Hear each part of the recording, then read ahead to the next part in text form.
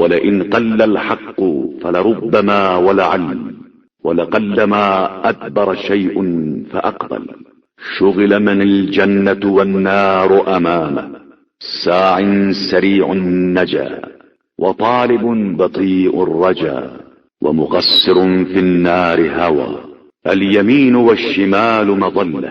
اور اگر حق کم ہو گیا ہے تو یہ بھی ہوتا رہا ہے اور اس کے خلاف بھی ہو سکتا ہے. اگرچہ ایسا کم ہی ہوتا ہے کہ کوئی شے پیچھے ہٹ جانے کے بعد دوبارہ منظر عام پر آ جائے، وہ شخص کسی طرف دیکھنے کی فرصت نہیں رکھتا جس کی نگاہ میں جنت و جہنم کا نقشہ ہو.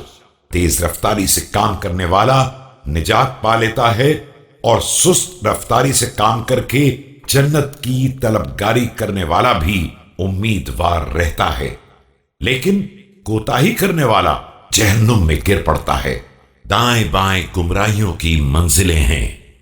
والطريق الوسطى هي الجادة عليها باقي الكتاب وآثار النبوة ومنها منفذ السنة وإليها مصير العاقبة. هلك من ادعى وخاب من افترى من أبدى سفحته للحق هلك. اور سیدھا راستہ صرف درمیانی راستہ ہے. اسی راستے پر رہ جانے والی کتاب خدا اور نبوت کے آثار ہیں، اور اسی سے شریعت کا نفاذ ہوتا ہے، اور اسی کی طرف عاقبت کی بازگشت ہے. غلط ادعا کرنے والا ہلاک ہوا اور افتراء کرنے والا ناکام و نامراد ہوا. جس نے حق کے مقابلے میں سر نکالا وہ ہلاک ہو گیا. وكفى بالمرء جهلا أن لا يعرف قدره لا يهلك على التقوى سنق أصم ولا يظمأ عليها زرع قوم فاستتروا في بيوتكم.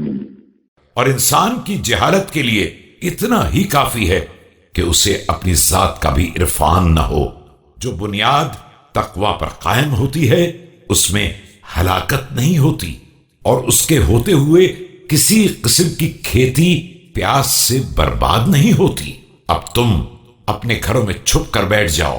وَأَصْلِحُوا ذَاتَ بَيْنِكُمْ وَالتَّوْبَةُ مِنْ وَرَائِكُمْ وَلَا يَحْمَدْ حَامِدٌ إِلَّا رَبَّهُ وَلَا يَلُمْ لَائِمٌ إِلَّا نَفْسَهُ. اور اپنے باہمی امور کی اصلاح کرو. توبہ تمہارے سامنے ہے. تعریف کرنے والے کا فرض ہے کہ اپنے رب کی تعریف کرے، اور ملامت کرنے والے کو چاہیے کہ اپنے نفس کی ملامت کرے.